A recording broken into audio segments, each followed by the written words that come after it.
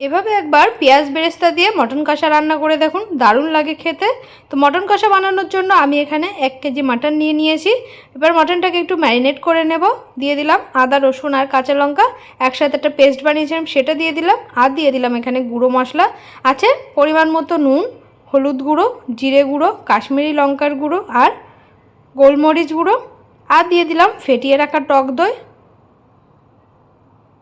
আর এর মধ্যে দিয়ে দেবো 2 চামচ মতো সরিষার তেল। দিয়ে খুব ভালো করে মেখে নিয়ে এটাকে রেখে দেবো 1 ঘন্টা মতন।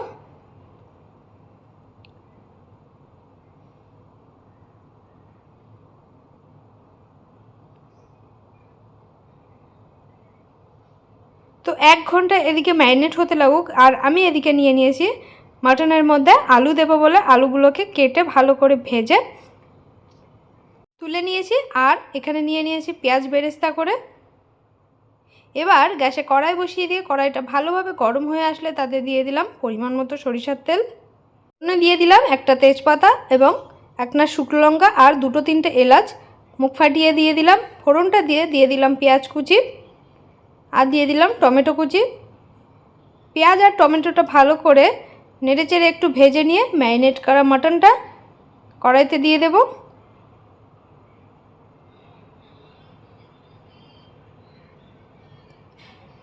মাটনটা দিয়ে খুব ভালো করে কষিয়ে নেব।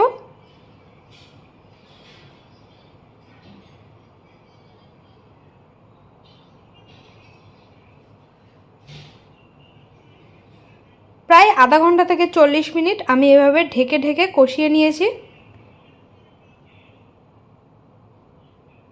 কিছু সময় ঢেকে দিয়েছি, কিছু সময় ঢাকনাটা আলগা করে ভালো করে কষিয়ে নিয়ে আবার ঢেকে দিয়ে এভাবে প্রায় 40 মিনিট ধরে আমি কষিয়েছি। তারপরে আমি দিয়ে দিলাম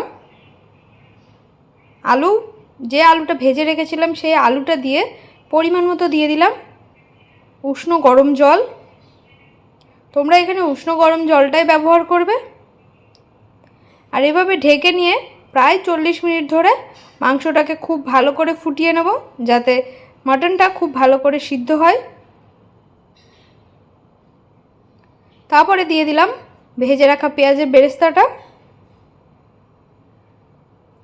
পেঁয়াজ বেরেস্তা দিয়ে একটু নেড়ে চেড়ে নিয়ে এবার দিয়ে দিলাম গরম মশলা গুঁড়ো।